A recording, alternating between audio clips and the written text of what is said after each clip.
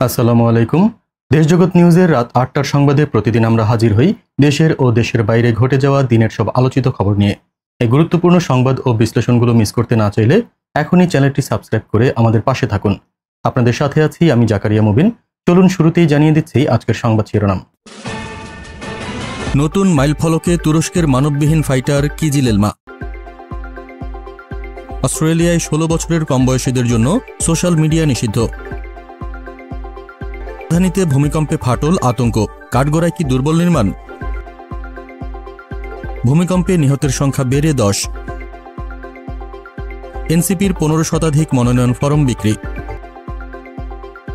ভারতকে হারিয়ে Asia cup rising স্টার্সের ফাইনালে বাংলাদেশ। এবারে চলুন বিস্তারিত জেনে নিই খবরের ভেতরের খবর ও বিশ্লেষণ। নতুন মাইলফলকে তুরস্কের মানববিহীন ফাইটার কিজিল এলমা। সম্প্রতি তুরস্কের নিজস্ব ড্রোন নির্মাতা প্রতিষ্ঠান বাইকার এক গুরুত্বপূর্ণ ঘোষণা দিয়েছে। তাদের তৈরি মানববিহীন ফাইটার জেট, যার নাম কিজিল এলমা, প্রথমবারের মতো এক বিশাল পরীক্ষা সফলভাবে সম্পন্ন করেছে।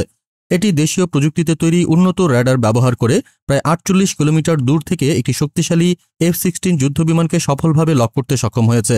এই পরীক্ষা মোটেই সামান্য ছিল না।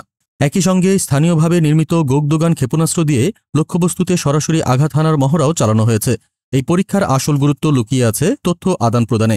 কিজিল এলমা দ্রুত F-16 এর অবস্থান ও গতির তথ্য নির্ভুলভাবে ক্ষেপণাস্ত্রের কাছে পাঠিয়েছে, যার ফলে দৃষ্টিসীমার বাইরে বা বিয়ন্ড ভিজুয়াল রেঞ্জ থেকেও সফল আঘাত হানা সম্ভব হয়েছে। এই কেবল একটি যুদ্ধবিমান নয়, এটি পশ্চিমা সামরিক জোটের উপর স্বয়ংসম্পূর্ণতার এক বড় আঘাত। এতে স্পষ্ট, তুরস্ক এখন পশ্চিমা দেশগুলোর সামরিক ছায়া থেকে নিজেদের সরিয়ে এনে এক নতুন শক্তিধর আঞ্চলিক খেলোয়াড় হিসেবে আত্মপ্রকাশ করছে। তুরস্কের এই উত্থান কি পশ্চিমা শক্তিগুলোর কৌশলগত স্বার্থে বড় কোনো পরিবর্তন আনবে? অস্ট্রেলিয়ায় ১৬ বছরের কম বয়সীদের জন্য সোশ্যাল মিডিয়া নিষিদ্ধ। পশ্চিমা বিশ্বে এখন ডিজিটাল স্বাধীনতার এক নতুন দিক নিয়ে তুমুল বিতর্ক। যে মাধ্যমগুলো এখন প্রজন্মকে গ্রাস করেছে, তাকেই কঠিন আইনি বেড়াজালে বাঁধছে একটি রাষ্ট্র। প্রশ্ন উঠছে, এই নিষেধাজ্ঞা কি সত্যিই শিশুদের রক্ষা করবে, নাকি এটি ব্যক্তিগত স্বাধীনতার উপর বড় ধরনের হস্তক্ষেপ অস্ট্রেলিয়ার? সাম্প্রতিক এক গবেষণায় উঠে এসেছে ভয়াবহ তথ্য। ৯৬% শিশু কিশোর সামাজিক মাধ্যম ব্যবহার করে এবং তাদের বেশিরভাগই ক্ষতিকারক কন্টেন্টের শিকার। এই উদ্বেগজনক পরিস্থিতিতে অস্ট্রেলিয়া সরকার আগামী ১০ ডিসেম্বর থেকে এক কঠোর পদক্ষেপ ঘোষণা করেছে। এখন থেকে ১৬ বছরের কম বয়সীরা ফেসবুক, টিকটক, ইনস্টাগ্রাম সহ অন্তত ১০টি প্ল্যাটফর্ম ব্যবহার করতে পারবে না। শিশুদের মানসিক স্বাস্থ্য এবং অনলাইন নিরাপত্তা নিশ্চিত করতে প্ল্যাটফর্মগুলোকে এখন থেকে কঠোরভাবে বয়স যাচাইয়ের ব্যবস্থা নিতে হবে। এই নিষেধাজ্ঞা বাস্তবায়নের জন্য সরকারি আইডির মাধ্যমে যাচাই বা মুখ শনাক্তকরণের মতো যৌক্তিক প্রযুক্তিগত ব্যবস্থা নেওয়ার নির্দেশ দেওয়া হয়েছে। নিয়ম ভাঙলে সর্বোচ্চ $49.৫ মিলিয়ন জরিমানা গুনতে হবে প্ল্যাটফর্মগুলোকে। যদিও সমালোচকরা বলছেন, গেমিং অ্যাপ বা এআই চ্যাটবট এই নীতির আওতায় না থাকায় নিষেধাজ্ঞাটি অসম্পূর্ণ সুরক্ষা মাত্র।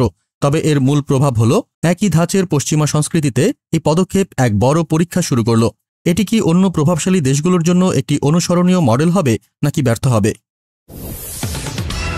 রাজধানীতে ভূমিকম্পে ফাটল, আতঙ্ক, কাঠগড়ায় কি দুর্বল নির্মাণ? শুক্রবার সকালে রাজধানী ঢাকাসহ সারা দেশে এক তীব্র ঝাঁকুনি অনুভূত হয়। ৫.৭ মাত্রার এই ভূমিকম্পে কেঁপে ওঠে পুরো জনপদ। আতঙ্কিত মানুষ দিকবিদিক জ্ঞানশূন্য হয়ে রাস্তায় নেমে এলেও আসল ভয় লুকিয়েছিল ভবনের কাঠামোয়। এটি কেবল প্রকৃতির আঘাত ছিল না, বরং দুর্বল ব্যবস্থাপনার এক নীরব ইঙ্গিত। সকাল ১০টা ৩৮ অনুভূত হওয়া এই কম্পনের কেন্দ্রস্থল ছিল নরসিংদীর মাধবদী এলাকায়। তীব্রতা মাঝারি হলেও এর প্রভাব ছিল মারাত্মক। সোশ্যাল মিডিয়ায় ছড়িয়ে পড়েছে অসংখ্য ছবি, যার মূল বার্তা একটি: রাজধানীর ভবনগুলোতে ফাটল। শ্যামলী, রামপুরার Olon road, Dhanmondi, Badda link road, এমনকি গুলশান ২ ও পুরান ঢাকার মতো গুরুত্বপূর্ণ এলাকাতেও ভবনের পিলার ও দেয়ালে ফাটল দেখা দিয়েছে। এই ফাটলগুলো চোখে আঙুল দিয়ে দেখিয়ে দিচ্ছে নগরের সুরক্ষার চিত্রটি কতটা ভঙ্গুর।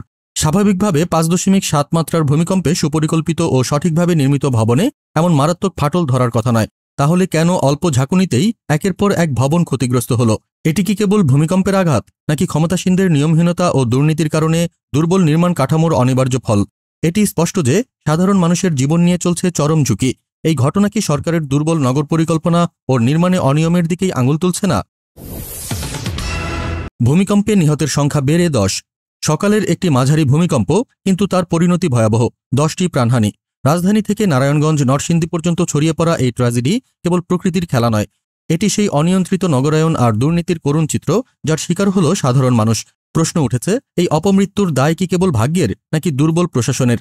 শুক্রবার ৫.৭ মাত্রার এই কম্পনের পর ক্ষয়ক্ষতির যে ভয়াবহতা সামনে এসেছে, তা গভীর উদ্বেগের জন্ম দিয়েছে। রাজধানীতেই মৃত্যু হয়েছে 4 জনের। বংশালের মতো জনবহুল এলাকায় ভবনের দুর্বল রেলিং ধসে বাবা ছেলেসহ 3 পথচারী এবং মুগদাতে একজন নিরাপত্তাকর্মী নিহত হয়েছেন। নারায়ণগঞ্জ ও নরসিংদীতেও দেয়াল ও সানশেড ধসে এক শিশুসহ 6 জনের মর্মান্তিক মৃত্যু ঘটেছে। স্বাস্থ্য অধিদপ্তর জানিয়েছে 2 শতাধিক মানুষ আহত হয়েছেন। প্রতিটি মৃত্যু চোখে আঙুল দিয়ে দেখাচ্ছে নগরীতে নিরাপত্তার চিত্র কতটা নড়বড়ে। প্রধান উপদেষ্টা প্রফেসর মোহাম্মদ ইউনূস শোক প্রকাশ করে উদ্ধার কাজ জোরদার করার নির্দেশ দিলেও মূল সমস্যাটি চাপা পড়ে যাচ্ছে। 5.7 মাত্রার একটি ভূমিকম্পে কেন 8 তলা ভবন হেলে যায় বা পিলারে ফাটল ধরে? কেন সামান্য রেলিং বা সানশেড ধসে প্রাণহানি হয়? এর কারণ স্পষ্ট, বছরের পর বছর ধরে চলা নির্মাণে অনিয়ম, মানহীন উপাদান ব্যবহার এবং জবাবদিহিতার অভাব। এনসিপির 15 শতাধিক মনোনয়ন ফরম বিক্রি। আসন্ন জাতীয় সংসদ নির্বাচনকে সামনে রেখে নতুন রাজনৈতিক দলগুলোর কর্মতৎপরতা এখন আলোচনার কেন্দ্রে। তরুণদের নিয়ে আশা জাগানো জাতীয় নাগরিক পার্টি এনসিপি এবার নির্বাচনী রেসে নাম লেখাতে চেয়েছে, কিন্তু তাদের মনোনয়ন ফরম বিক্রি নিয়ে যে তথ্য সামনে আসছে তাতে বড় এক প্রশ্নচিহ্ন তৈরি হয়েছে।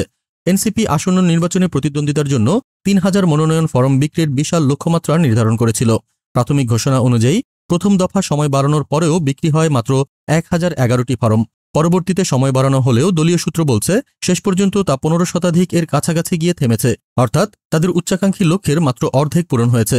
যদিও এনসিপি কর্তৃপক্ষ এখনও চূড়ান্ত হিসাব জানায়নি, তবে এই সংখ্যাটি তাদের প্রচার ও জনপ্রিয়তার বাস্তব চিত্র তুলে ধরছে।